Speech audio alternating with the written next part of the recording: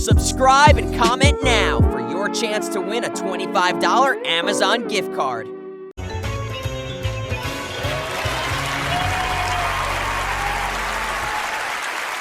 all their time together, they have invented, reinvented, refined, and redefined magic as we know it, while entertaining millions over the last 40 years. They're still doing it better than ever. Here they are, the fabulous Penn and Teller.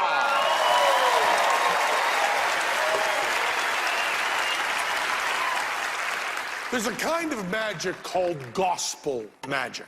And gospel magicians use magic tricks to proselytize. Now, in 1948, there was a country western hit by Tex Ritter called The Soldier's Deck of Cards. And the story of that song is that a soldier is caught in church with a deck of cards, and his commanding officer says to be court-martialed for having gambling apparatus in church. So we're going to do an answer song to A Soldier's Deck of Cards, giving us an opportunity to proselytize a little bit. You all set? A while ago, Teller and I were sitting in the front row of a lecture by the theoretical physicist Lawrence Krauss. Suddenly, Krauss looked down and said, "Teller, you've been fiddling with that deck of cards as I began speaking.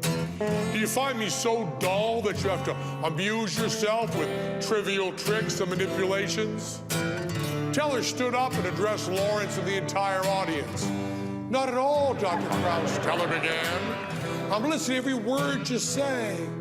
I don't carry a pad of paper or a cell phone, but as a magician, I always have my deck of cards with me.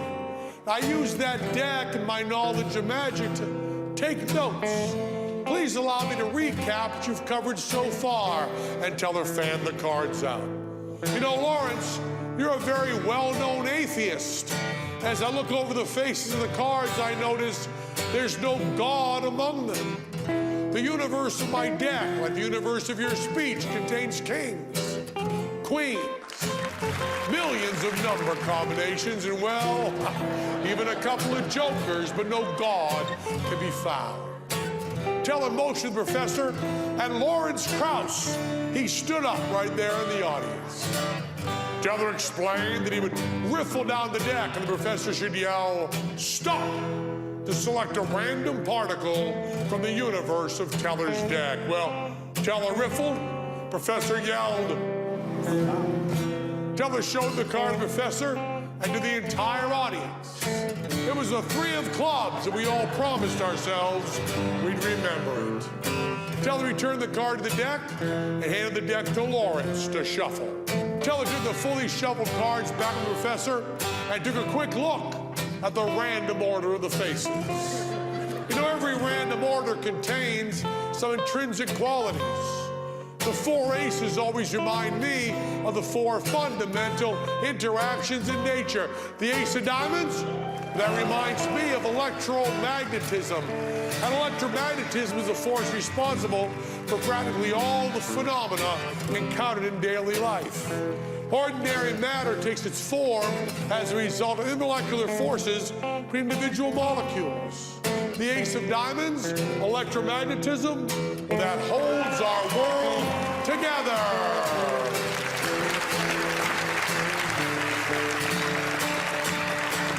The other force encountered in daily life is gravity, the ace of hearts, which individual particles attract with a force proportional to their masses. And that leaves the strong interaction, the weak interaction. Well, the strong force, to me, that's the ace of spades. And that binds protons and neutrons together and the nucleus of the atom. And that leaves the good old weak force, the ace of clubs, which is responsible for radioactive decay of the nuclei and hydrogen fusion of the stars. Now, someday there may be an accepted unified field theory, and all these cards will be of one suit. But until then, the 4 suits remind me of the 4 fundamental interactions in nature. And with that, Teller had thrown most of the cards in the audience. He said these few cards remaining remind me of the cosmological constant. Oh, it's an amazing constant. Even as space gets bigger, the energy density remains the same. Let's measure. 1, 2, 3, 4, 5, 6. We're trying to change that density by throwing out 1, 2, 3 cards.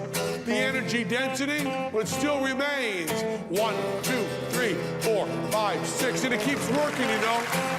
I can throw out 1, 2, 3 cards, still have 1, 2, 3, 4, 5, 6. It's counterintuitive. How can that be to throw out 1, 2, 3 cards, still have 1, 2, 3, 4, 5, 6? Yeah? I can just throw out 1, 2, 3 cards, still have 1, 2, 3, 4, 5, 6. I can do this forever, man. Draw 1, 2, 3 cards, still have 1, 2, 3, 4, 5, 6.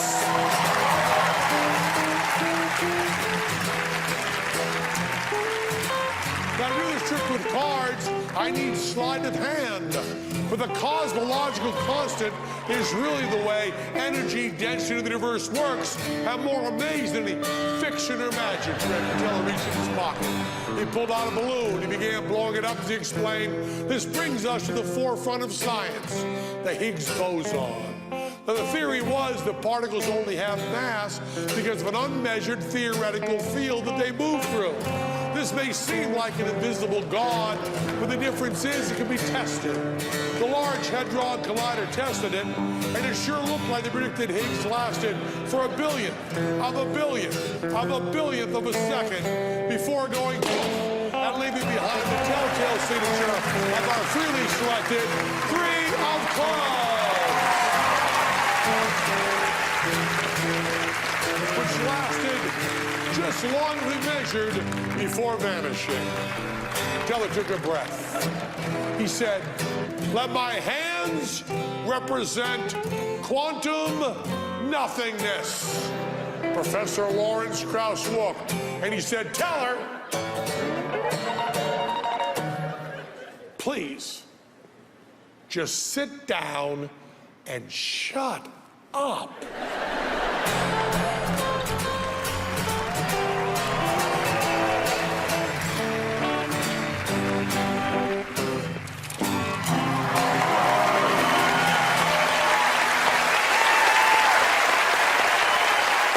Plays physics. Penn Teller, ladies and gentlemen. Fantastic. Penn Teller, that's all the magic we have for you tonight. Join us again because we'll have more amazing tricks and, of course, more Penn Teller. Good night from Las Vegas.